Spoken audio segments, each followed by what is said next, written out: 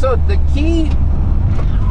don't roll over. Holy shit. Today we have a very special car for me personally, because 2101 was a car that my dad used to have. So it was essentially my first car.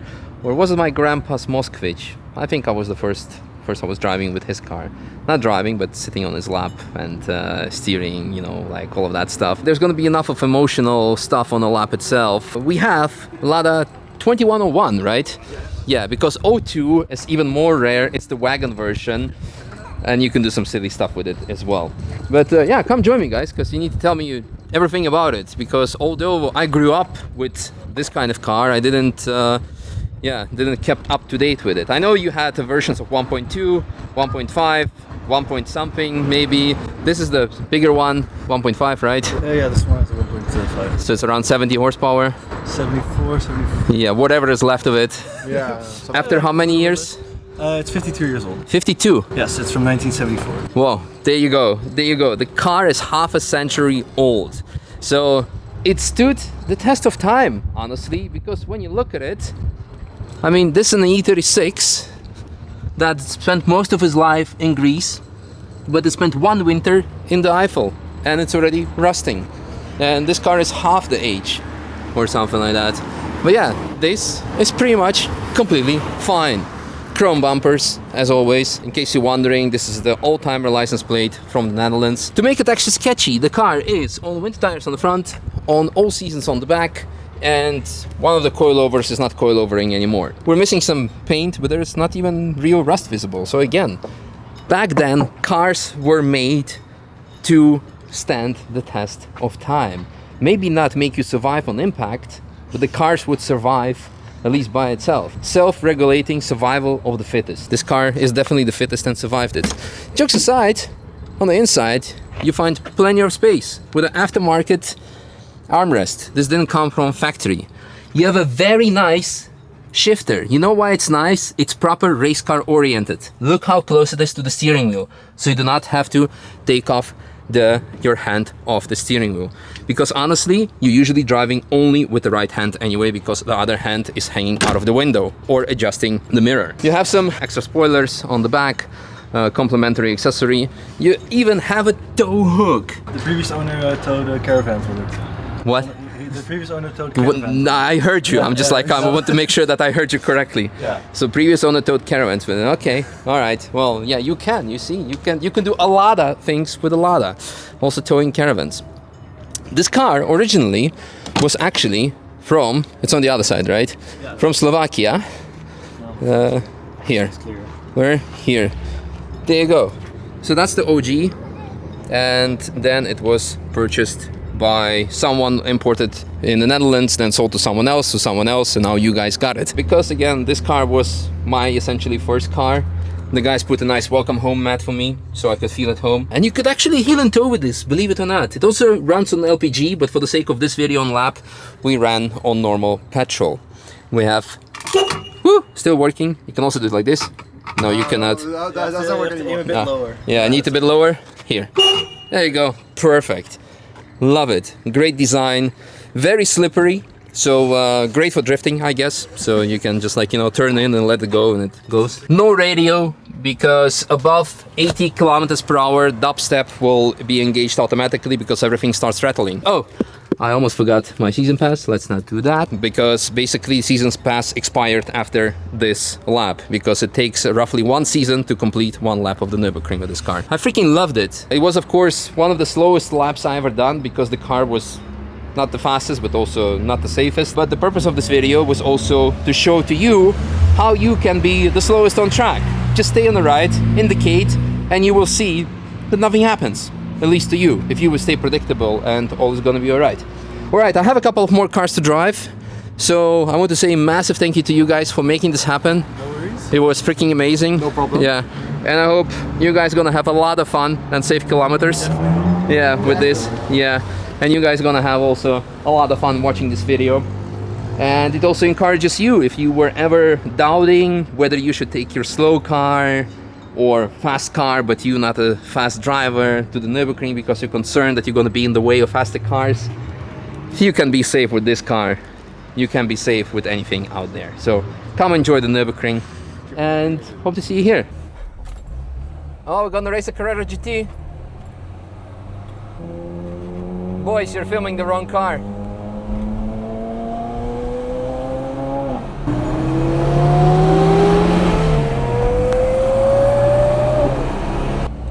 Carrera GT is escaping. Guess they got scared of the mighty Lada. You wanna race? What are you doing in that? Taking it for a lap. Have fun. I'll try not to die. Don't kill yourself, please. Remember you are winters. I know! On the front!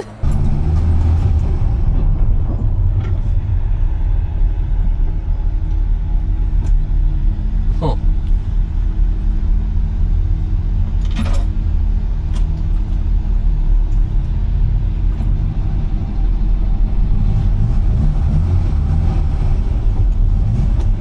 Hopefully the car is not going to die on us on the lap. Probably just flooded for standing stationary because old carburetor technology. Anyway, hello everyone. Welcome to a very special kind of lap. We're gonna have a lot of fun today because I'm in a Lada 2101. As you've seen from the title of this video, this was my dad's very first car, and I have, the only memories I have is when I was like 2 or 3 years old, I was sitting on the back seat. This is probably the slowest and definitely the sketchiest car there is on track today. I drove it to the track and it's already sketchy, it doesn't like the full throttle. Come on, go, go, go, go, go. Do third gear maybe? Maybe a better. Anyway, it felt very sketchy. And I would usually, come on, get the revs, get the revs, get the revs, get the revs. I don't know if I need to switch to LPG or something. Anyway, the car felt very sketchy. And usually maybe I wouldn't even want to drive it, because I'm not afraid of dying in it. I'm afraid of dying in it and getting resurrected by my wife and killed again in a much more horrible ways. So today we're gonna do a chill lap and show you how to drive slow car on the Nürburgring. So the key, don't roll over. Holy shit, that felt very bad. The key of driving a slow car is, the most important thing is that overtaking is on the left side only. I'm, by the way, going through the paddock here, which is also a parking spot, because today you can do full lap and go on the GP track. Without having the car will survive a full GP track and the Nordschleife. So we're gonna skip that, we're gonna go directly on the Nordschleife. As mentioned, the key point is overtaking on the left side only. So you, as a slower traffic, need to stay on the right and watch the mirrors, which get folded down by the wind. So yeah, staying on the right, turning in. The corners to the left are extra dangerous because people overtake you on the left. So when you're staying on the right, you want to make sure that you do not turn in on them into the apex. This car is so sketchy. But yeah, then again, I never remember my dad driving faster than like 100. He used to brag to his friends that he one day hit 130 when he was rushing to the hospital because I was having a toothache as a child. So I'm Dad, massive respect to you. I'm not gonna drive 130 today. I might start crying now thinking of my late dad. Whew. Okay, back to the lap. We are going to avoid, there's a car behind us, so indicate it to the right and let them pass, and off we go. Now, one thing that I'm always telling to people who are scared of going for the first time on track, who are not experienced or not having a fast car, is like, I'm afraid that someone is going to crash into me. What I'm telling to them is like, guess what? The other people are more afraid of crashing their own fast and expensive, or just any car, into you than you are afraid of them crashing into you. So people in general are not going to take any risks. The key is that you stay predictable and do as you do. So in this case, we're staying on the right, indicated to the right, let everyone pass. We see no one behind us, but ahead of us is a very fast section of the track. So here I would stay on the right as well. Flugplatz, because with fast cars you have entry speeds of 180 kilometers per hour. We're not even reaching the half of that today probably. So we're staying on the right, always watching the mirrors, but also looking ahead, because the biggest danger that will happen is that you're looking in the mirror but not looking ahead of you and end up in the wall. Again, Schwedenkreuz ahead of us, the fastest section of the track, one of the fastest sections. So staying on the right is the key here, especially for a fast approaching traffic. We're gonna just turn the indicator to the right and leave it on the right. That way I'm sure that I'm just gonna focus what's happening ahead of me, stay maximum on the right as possible, and cars behind me will deal with it. There's a yellow light ahead of us. This means there's an incident ahead on the track. Now, this could be a crash, could be just a breakdown, could someone spilled oil, spilled whatever. The rule of the thumb is yellow light is 100 kilometers per hour, something that we will not achieve today probably, and yellow flag is 50 kilometers per hour or slower over there. People are walking on the track, they're working, they might be rescuing people, so you do not want to drive too fast. If you do that, you're gonna get banned and you're gonna get yelled at, and you're just gonna be a bad example. So don't do that. So we're gonna be extra slow, like around 30 is nice. Passing the Marshall vibe check, we're all good. I think we even got a smile. And unlike track days and racing, there is no green flag. You can proceed when you passed the incident. In this case, I guess someone just went in the gravel and it needs to be cleaned up, and you're gonna go very easy here, and after that we're gonna start accelerating. Voila. So we keep our indicator to the right, which is convenient because these cars, they do not retract the indicator, and proceed accelerating. Going to Vauxhall, very fast section of the track. It is a straight line, but between the curves and corners. So you want to stay maximum to the right, because here is where I had earlier an incident with another car who moved over into me while I was passing him. And yeah, you do not want that to happen. So yeah, fast cars coming through. We are just proceeding with our vibe check, staying on the right, watching out for traffic ahead of us. And there's a photographer, by the way, when you see people with pictures with green vests, those are photographers from racetracker.de, and this is where you can buy your pictures and videos from trackside. All right, here, I don't know, forced, a lot of people are going straight. There's an M3.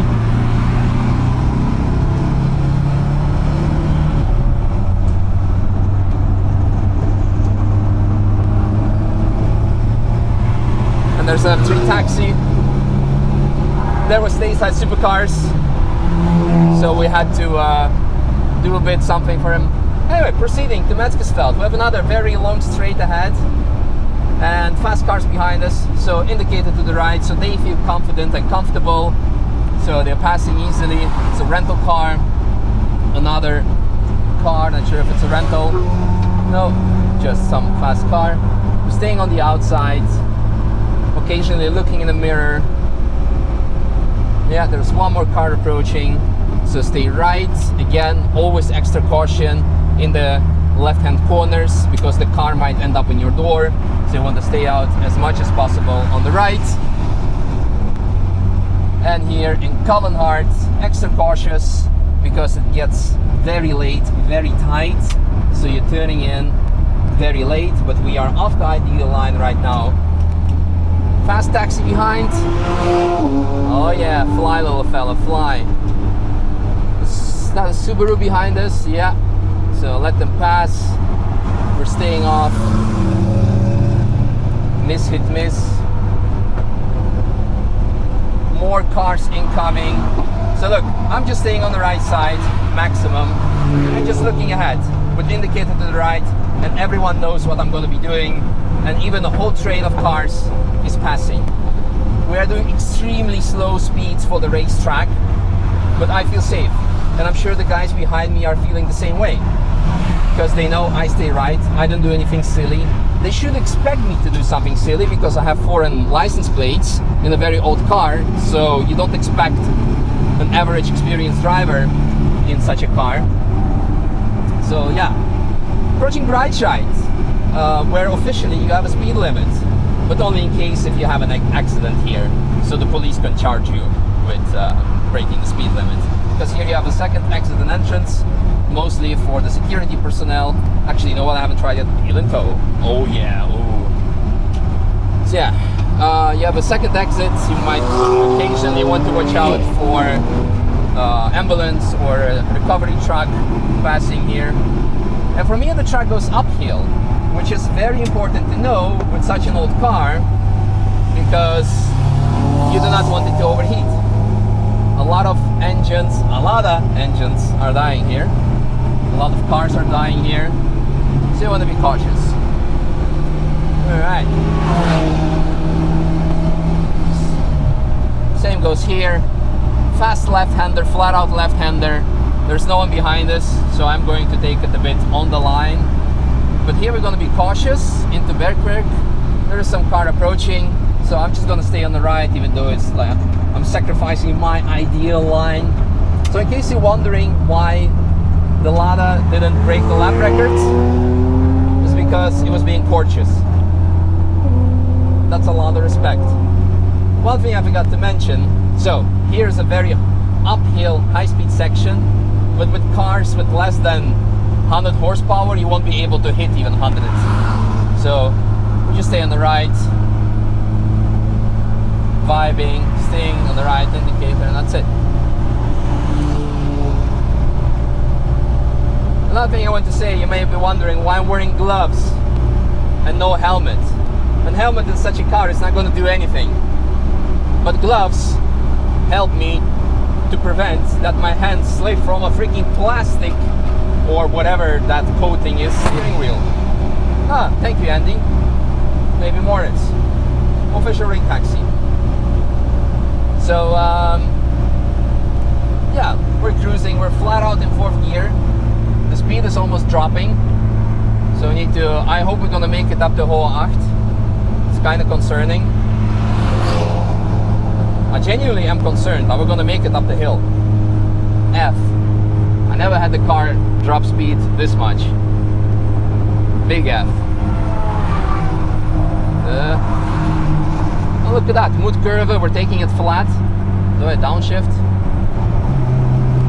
I guess. Oh, thank God, the speed is going up again. So I guess what this Lada needs is close ratio gearbox, because if you're only doing 100 kilometers per hour, you might as well do it in 5th gear and not in 3rd. Yeah, fast the car, 1, 2. We're approaching Starstrecke. There's another BMW behind us incoming. So we just proceed with our business, staying on the right, try not to flip the car. I don't know, should I try to take the carousel? I'm kind of freaking scared. I'm freaking scared. Should we? Okay, the car has a broken shock on the front left, I forgot to tell you that. Broken shock on the front left, but it should be okay on the right, therefore we just want to let one car pass.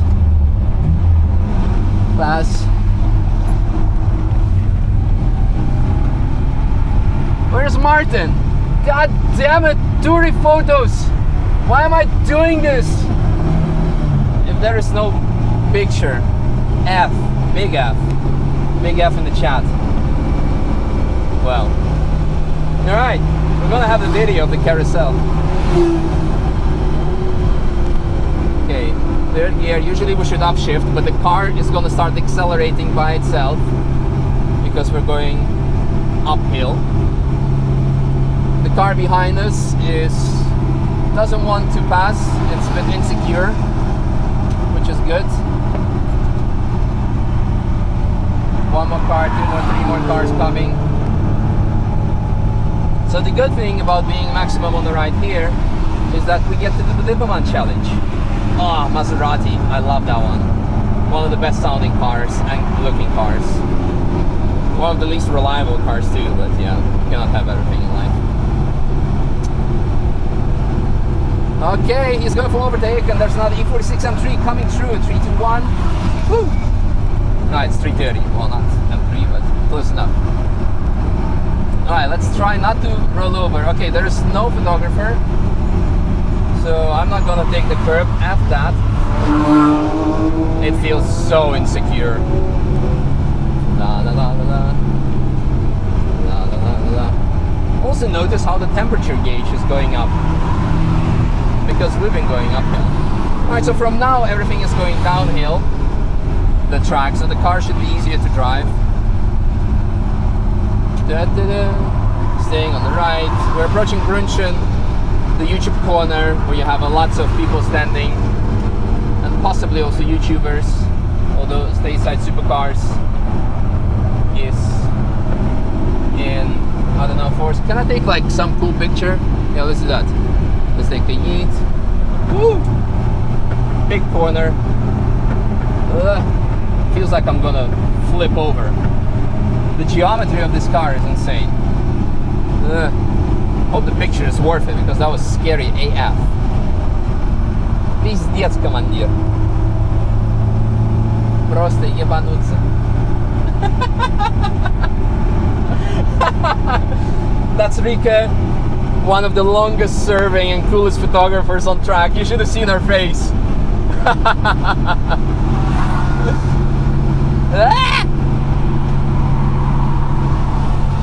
Made it. Yeah, more cars approaching. That's Claire. You can recognize her by a pink hat. Alright, indicator to the right. More cars approaching. We're just staying on the right and looking ahead of us. And nothing's happening. Alright. We should probably upshift to fourth, actually fifth, because it has straight cut gears. It makes a bit of noise, but not that much to pick up. Okay, this one is sketchy, this corner, because it goes to the right and to the left. So with overtaking, you really want to be on the right, and you don't want to take any risks, because the cars can go over 200 kilometers per hour or 120 miles per hour through this section. Alright. So this car is super sketchy. Did I tell you already about it? Because when you steer, the car just maximum turns in. It feels like it has just massive toe out on the rear, and it doesn't steer back. You need to physically steer back. You want to race? I'm not taking the carousel. F that, because I don't want to flip over.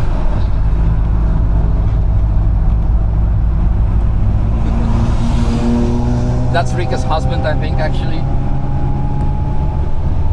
Alright, we made it. Hey, no, it was really not too bad. I actually enjoyed having a chill lap, just driving with no crazy commitments. No sanding it. Today is also one of the hottest days of the year. It's like 38 degrees, which is close to 100 F, big F. No, it's a small F because it's Fahrenheit. And the car survived fine. I survived. No power steering. Didn't even heel until once, I think. But yeah, we made it. F yeah. And it only took us half an hour. By the way, we use Draggy for our telemetry, so we have also actual GPS speed. Also G-forces. I wonder what's the maximum Gs that we pulled with the Lada. Were there a lot of Gs or not? Alright, I guess traditionally wise, well, first of all, I hope you guys enjoyed this video, that it showed to you you can drive the slowest, the sketchiest car. Well, you should not drive sketchiest cars on track, because you're endangering yourself and others. But if you feel uncertain about pushing your own daily car, stay on the right, indicator to the right, look ahead of you, and just stay on the right, and done. And everyone behind you will pass you and will not endanger you. don't be afraid. Just stay maximum to the right, indicate to the right, stay predictive, and all is gonna be fine. Nah, what's happening here? Can I?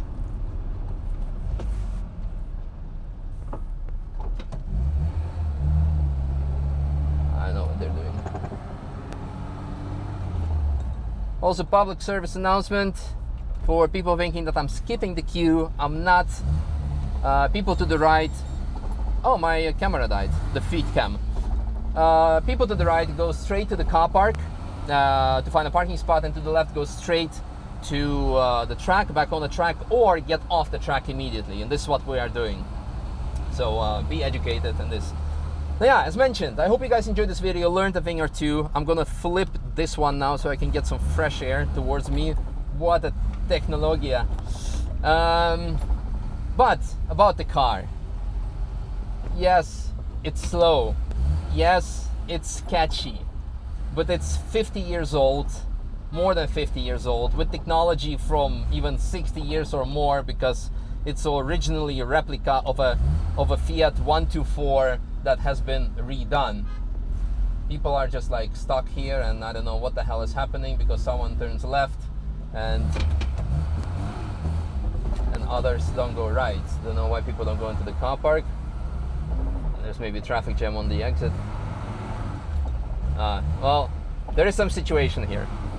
But yeah, about the car. Yes, it's not as great as today's stuff, but it, as a people carrier from A to B, it serves its purpose fine. Acceleration number is fine. This is not a place to like. Marshall should really yell at them here.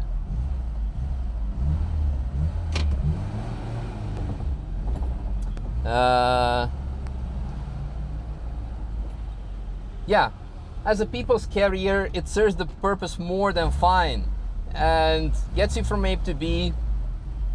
Maybe not back to A, but the good thing is, back in Soviet Russia, you had friends. You would always carry a bottle of vodka with you in the car, either to stay warm if you get stuck in a freezing cold, or to pay to a passing comrade, a comrade that's passing by, to help you out of the ditch, out of the snow, or to tow you or whatever. And going back to the fact that you might be getting back from B to A, you're gonna make new friends, and you're gonna have story to tell. So I think this car is quite alright.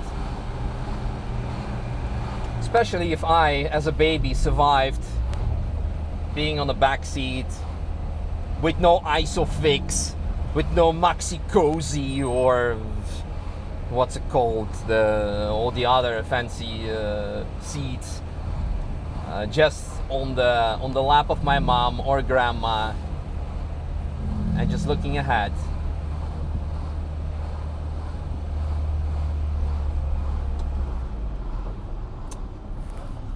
And dreaming that one day I will be on the front seat.